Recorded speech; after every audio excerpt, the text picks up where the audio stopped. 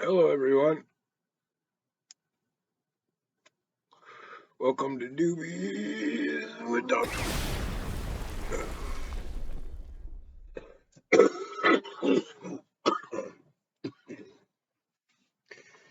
I'm going to go over a subject that I've gone over before, but I'm going to try to explain it more clearly. There is propaganda and subterfuge within the official narrative that makes the official narrative smell, taste, and walk like counterculture. Think Rolling Stone magazine.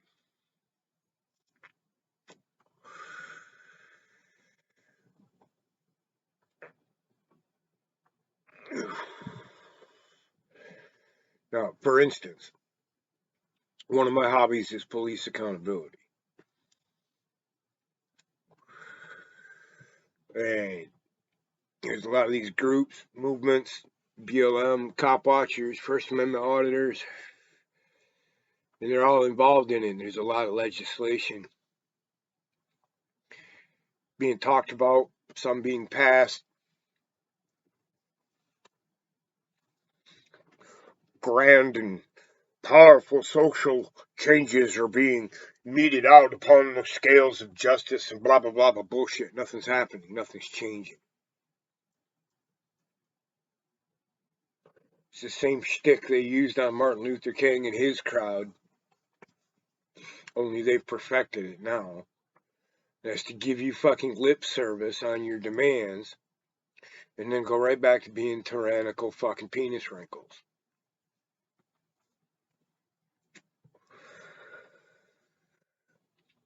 So, in the official narrative about police accountability, what are the topics? Qualified immunity,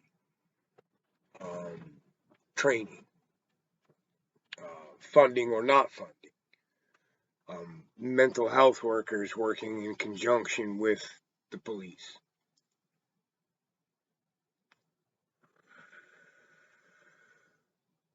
Okay, let's tick them off one at a time. Mental health workers. Of course, every police department should have mental health workers available on staff to help in certain situations safely. More importantly, we should have a mental health network that is accessible and works so that people with mental health issues don't deteriorate to the point where they're committing crimes or putting other people in danger. Preemptive medicine. That's the answer there. There is no answer there that involves the police. Other than maybe getting them better training on how to recognize mental health issues and how to deal with them. Okay, more training. Probably 70% of the training that police officers receive in the academy and during their field training is in defensive tactics in the application of punitive ordinances or laws. How to bust somebody and how to not get killed applying force to individuals. That's it. That's 70% at least of what they train. And you have to account for the fact that 20% of their training is how to park anywhere but where a normal person would. That leaves 10% for learning the laws.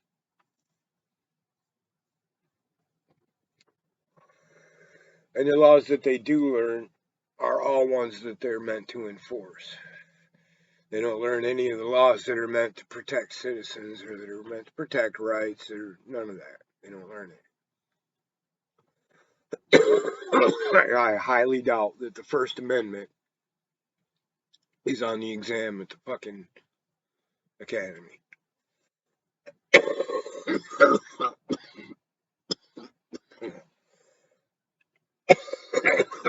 So, it's not more training that they need. It's not just more training that they need, because they do need more training. But they need way more schoolwork. Way more.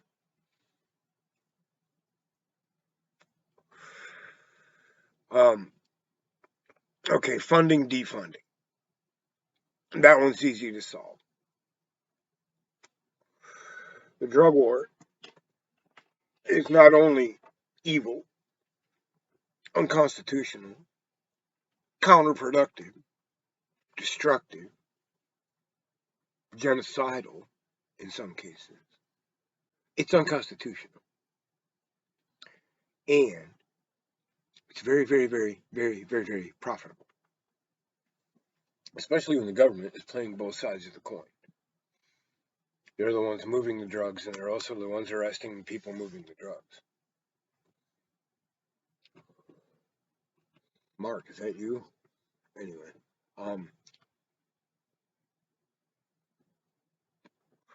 and the drug war. And what kind of a budget does law enforcement have left?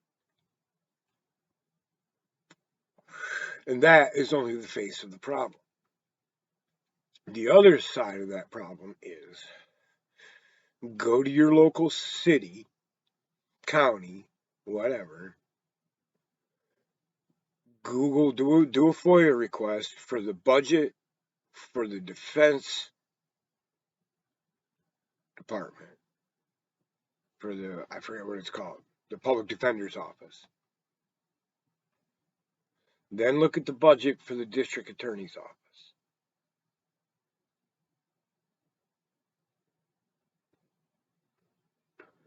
There's a direct correlation between those two numbers and the highest percentage of citizens in prison ever in history, in any nation.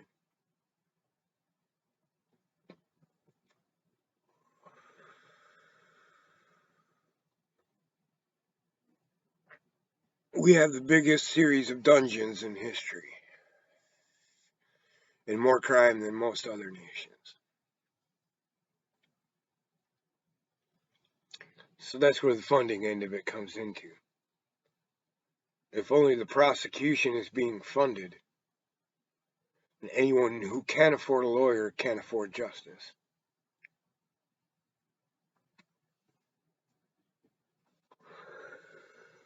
And then there's qualified immunity.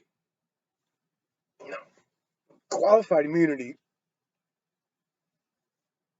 especially when being used to debate police accountability, is a really interesting bandwidth within which we can debate. But the debate as it is about abolish or don't abolish qualified immunity. And several states have abolished qualified immunity. And they're going to find out it was a huge mistake. Because qualified immunity applies to every government official. Which means not only that every cop can be sued, every postal worker can be sued, every county utility worker, every snowplow driver, every county hospital worker, every city council person, every district attorney, everything. So qualified immunity has a purpose, is to keep people who are carrying out official duties and acting in good faith from facing frivolous lawsuits because of that. The problem with that is that because the prosecution is so much better funded than the public defense, that what that's turned into is, in court, and in district courts and in the Supreme Courts, is there's a very narrow bandwidth of known instances where a certain thing might be illegal and known to be illegal. And that's the only time you can sue an officer. And the particularity and the specificity, how specific the details has to be, specificity, has become more and more ridiculous throughout the history of qualified immunity, to the point where a guy who clubs a man who's handcuffed in the face with his billy club or his flashlight, a cop, can still get qualified immunity because that man was laying down, and that case has never been argued in court before. Several times a man has been clubbed in the face with a flashlight while sitting up, and that's how ridiculous qualified immunity got. So what we need is complete judicial review on the application of qualified immunity using what's called, what's the legal term?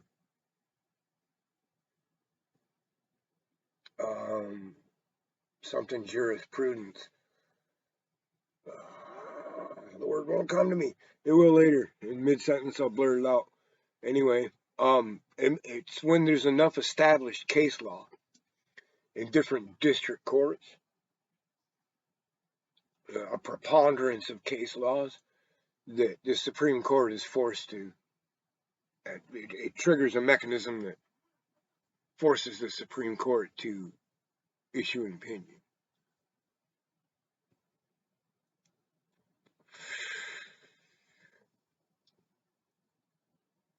Cumulative. That's not it either. Anyway, somebody knows the legal term, put it in the comments for me.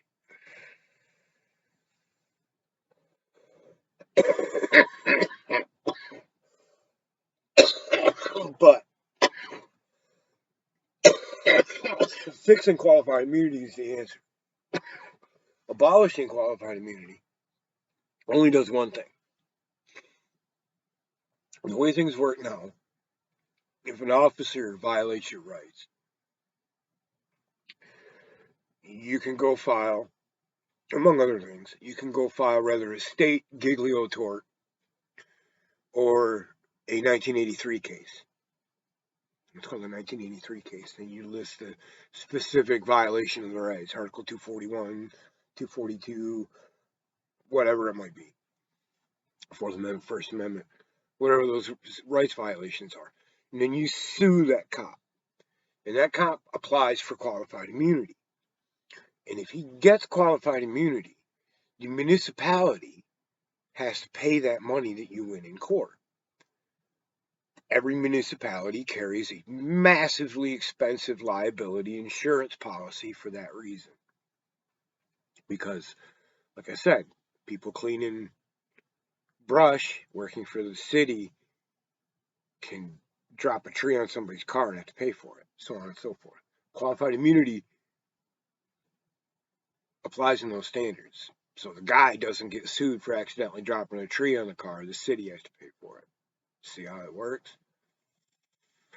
But the unspoken element in all of this is that rarely do cops lose qualified immunity and have to pay up. And B, it's going to take you forever to get your money from it. And C, it does nothing to hold the city itself, the municipality itself, accountable for having a bad cop. And you can sue them for having a bad cop under Title 42. And all it's going to do is increase their insurance premiums, and they're just going to have to do what? Pass that expense on to you. So if you abolish qualified immunity, all that means is that the cop has to buy his own insurance. Who pays the cop? You. So if the cop has to buy his own insurance, right? The cops fucking pay. He's going to be able to demand way more fucking money. He's going to have to carry $80,000 a year worth of fucking liability insurance in order to be a cop, which means he's not going to be happy making 60 grand a year anymore. He's going to need to make 180 a year, 200 a year, too fast they move up through the ranks. Who pays for it?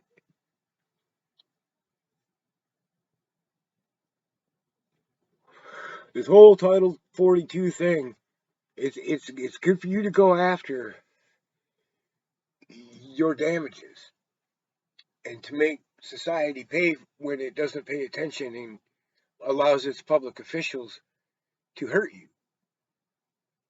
But if you don't enforce Title 18 behind it, it means nothing. It changes nothing. The qualified immunity has nothing to do with Title 18. It has nothing to do with any criminal state statute, county statute, city statute, ordinance, whatever you want to call those, that an officer might fucking violate. And that's the only recourse. If a crime's only penalty is a fine, then that crime only exists for poor people. And in the case of cops, they're not poor. And they rarely pay the fine.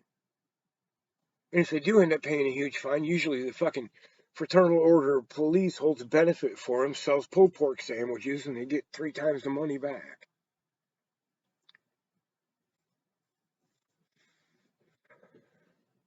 So abolishing qualified immunity will absolutely do nothing.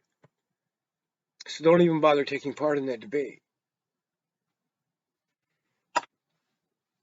Fix qualified immunity so that it's applied properly and used in the spirit that it was written in.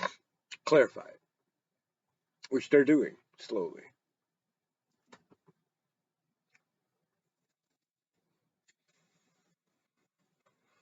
And that's how the narrative works.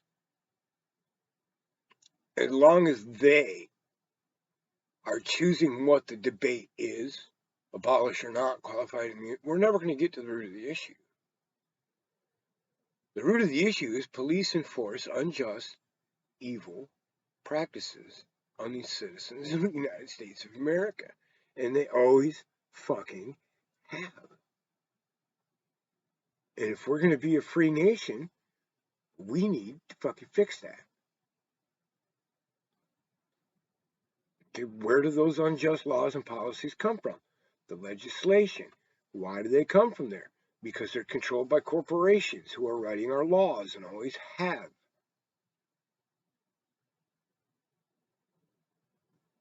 So in order to take back control, or to take control for the first time,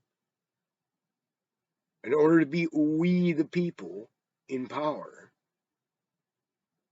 the first thing we're going to have to do is put the dogs of war on a motherfucking leash.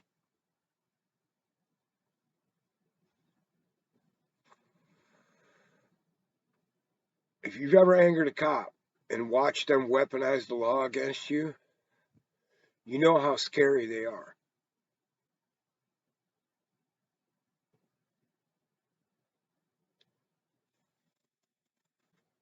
You think you're a law-abiding citizen, a cop will talk you into fucking breaking the law faster than you fucking know. They know every trick in the book. Too bad for them, I helped write the book. Fuckheads. See, if we're going to hold our government accountable, we need to hold the cops accountable first, because they got guns. And the power, ability, freedom to kill you.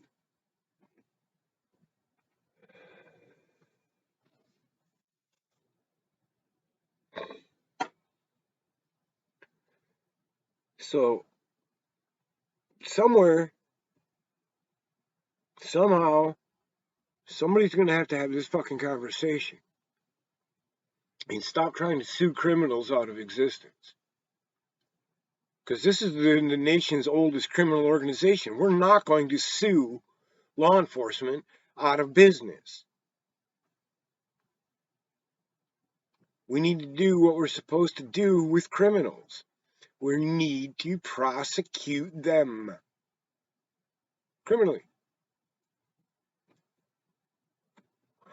Every time.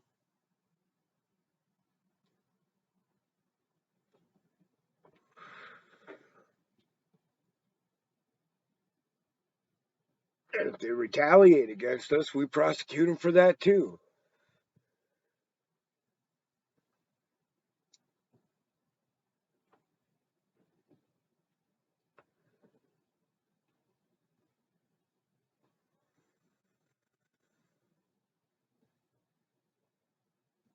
I remember as a teenager reading like Benjamin Franklin, Thomas Paine, the Federalist and the Anti-Federalist papers and the Magna Carta, all this other stuff, and comparing different ideals. And at the same time, I was reading shit like the Greeks, and you know what I'm saying? A lot of shit.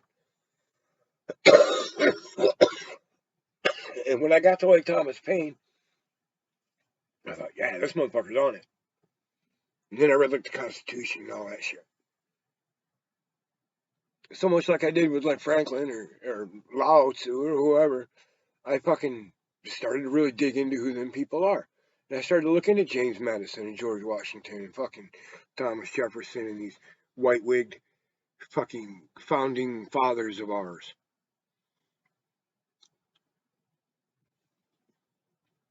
I went through a phase when I was a teenager where I purposefully sought out gory history and shit, you know, Vlad the Impaler and the fucking genocides in the Congo and all this other shit. And when I started reading uncut, real, well, first I read like the stuff they published. And I thought, well, these people are politicians. Maybe not George Washington, but Thomas Jefferson was a politician. He was full of shit. Abraham Lincoln was full of shit.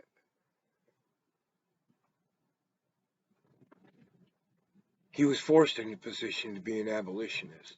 He was a racist. His plan was to either portion off a piece of Texas to give to the Negroes or send them to, I forget where it was, he'd made an agreement with one of the fucking presidents or emperors of an Africa, Cameroon, somewhere. He was going to send them all back there as slave labor in that nation. That was Abraham Lincoln's personal wishes.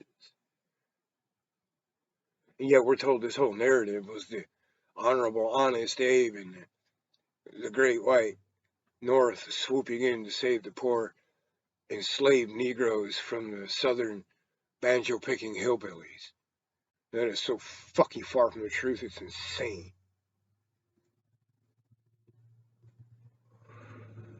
The slaves had been uprising and were at war with the Southerners for years on end, decades.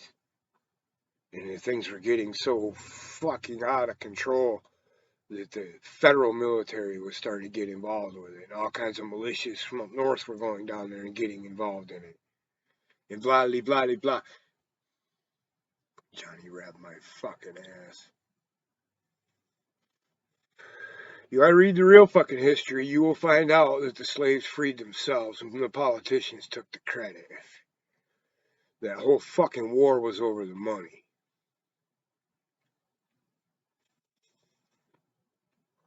So fuck the narrative. If you think today's narrative is skewed, how fucking badly do you think your history is skewed? There goes the pigs rolling by my house just now.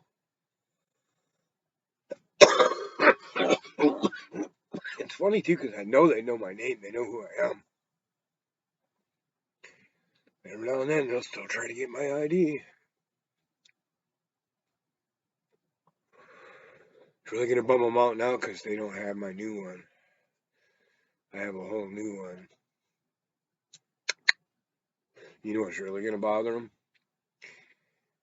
I had something removed from my record since I've been here that wasn't supposed to be there in the first place. It was called an officer caution. It shouldn't have been there.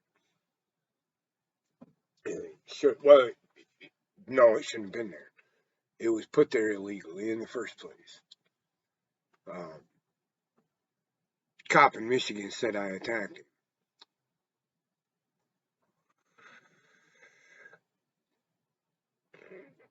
I was clearly walking away from the cop's cruiser when he come driving up, jumped out of his car and tackled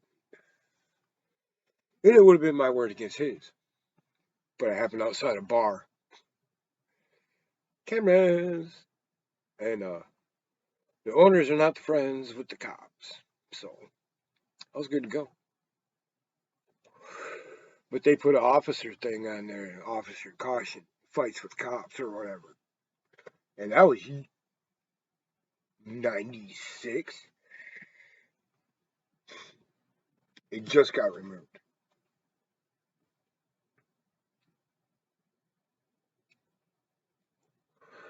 So I'm wondering what the local cops think of that when they look my name up.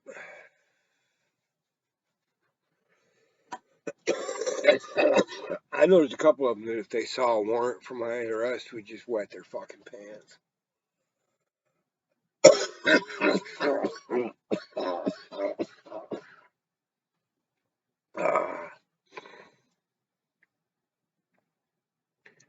There's a certain mentality of people who end up being cops. And those people fancy themselves really good debaters, really good arguers, really good conversationalists. And regardless of what their style might be, good cop, bad cop, slick cop, friendly cop, dickhead cop, whatever it is, they fancy themselves pretty fucking smart. And they think they're tricking everybody. I mean, after all, they tricked the fucking city into giving them a fucking gun and a badge and turned them loose on the street. And they know exactly how fucking little they understand about what they're doing. They know. How can you not?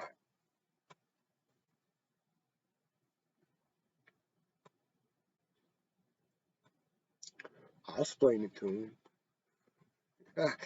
Oh boy. There's a. I don't want to get the pronoun wrong. I believe it's a she. Maddie Maddox, First Amendment auditor. And she not only has a motherfucking mouth on her, she knows the fucking laws and the federal laws and the state laws and the city laws and the ordinances and how they apply and the case laws inside and out. It will spit them to you like this, angrily, right out the fucking gate. Just tell you what's up. I don't relinquish this, I don't relinquish that, I don't relinquish this, I don't relinquish that, I don't consent to nothing. Kick rocks.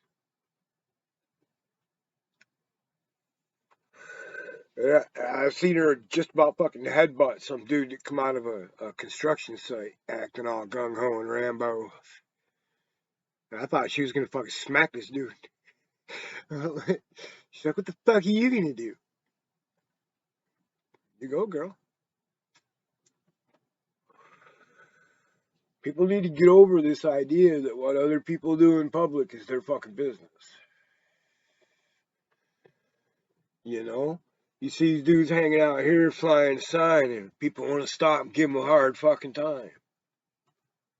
What good are you doing? Who are you helping by giving this fucking homeless fucker, not homeless fucker, this guy with the balls and with so little shame, whatever position, I don't care why the fuck he's standing there. You're not helping him by bitching at him, and you're not fucking helping society by bitching at him. You might not be helping him by giving him $10 either. You don't know. You do you, but you're not helping him by bitching at him. If anything, you're just gonna make him feel more marginalized and more entitled to say fuck society, give me something, motherfucker, or whatever. You don't know why somebody's out there. When I first got here, I couldn't find a job because no one likes to hire new people here because they disappear quickly. First check. So you got to kind of make your face known around town before you can kind of get hired into anywhere decent to work anyway. They ain't going to abuse you. So I fucking went down to Walmart. And you know about Walmart, any town in America, they people flying signs. So I flew a sign. All my sign said was, "We'll work for cash." And I had on the other side, I drew a pot leaf and flip it over. I see a stoner and say, "Oh, you work for cash?" And I flip it over, or weed, right? And I hooked up with a couple jobs that way. Went and pulled a bunch of brush. Went and fucking dug a drainage ditch for a guy. Fucking made some money. Made some weed. Made some friends. Right? Well, like the third or fourth day I'm out there doing it, this motherfucker comes up. First off, he throws like $4.80 in change on the fucking ground. He starts telling me there's all kinds of fucking places hiring in town. You should just go get a real fucking job. Blah, blah, blah, blah, blah, blah, motherfucking scum. And I'm like, yo, dude, pick your money, yo. I didn't ask you for no fucking money. See, people have been driving by here offering me money in Taco Bell all day. I'm not, can you read? Now, if you don't mind getting your truck and your money out of my way, I'm trying to find some work to do because I like to be useful. Unlike certain uncut penis wrinkles that like to run around in public acting like fucking children and demanding that somebody else validates their fucking opinion. Move along, my mommy didn't hug me enough.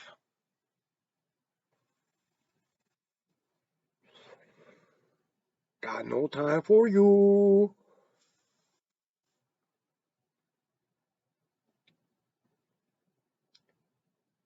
I had another phenomena happen from the other end of the spectrum doing that. And that happened that same day. I was standing there flying my sign that said, "We'll work for money, for cash." Right? Two homeless dudes come over. One of them threatened me with a motherfucking knife. He said, "You're eating up our fucking corner where we make our fucking money at. We need you to move along." And I'm like, "Look, dude, if you'd asked me to move to a different spot and been nice about it and had a conversation with me, we might have been able to work something out. But since you're gonna come over here and pull a fucking pocket knife out of your pocket as you're walking up and talking to me all aggro, my suggestion to you is either jump or run. Because if you get any closer to me, I'm going to defend myself legally." And they both cut out.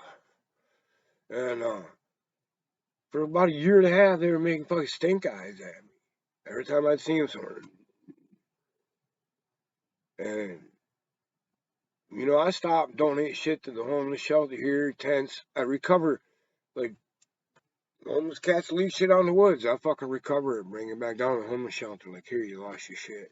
You know? Backpacks, motherfucking tents and poles and flies and all that shit. Just whatever happens to them. They get arrested, they get a ride, they disappear, whatever. They ditch it. I find it, I take it back. Right? So I know all these cats, and everybody's cool with me. I always roll up about fucking 50 extra cigarettes when I go down there and bum them all out and hang out with the cats and have a cup of coffee.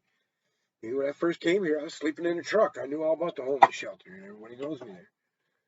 So these motherfuckers just tried to spread it around town that I'm some kind of aggro motherfucker. And people would come talk to me, I'd tell them the story.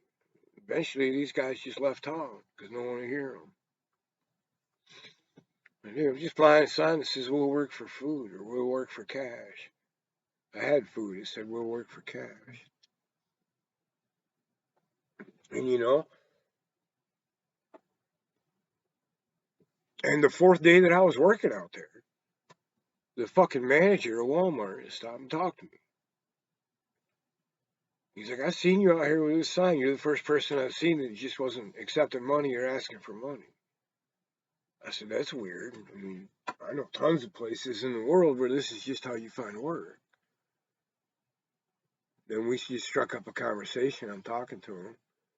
He says, "Oh, if you want to work here, man, I'll start you off at 13. You come in tomorrow. Can you get here every day?" Look, I live right over there, like a mile away, a mile and a half away, which is a lie. It's more like 3, but I'm like, yeah, totally. So that's how I went to work for Walmart, was because I was flying a sign out there, you know, which didn't last long.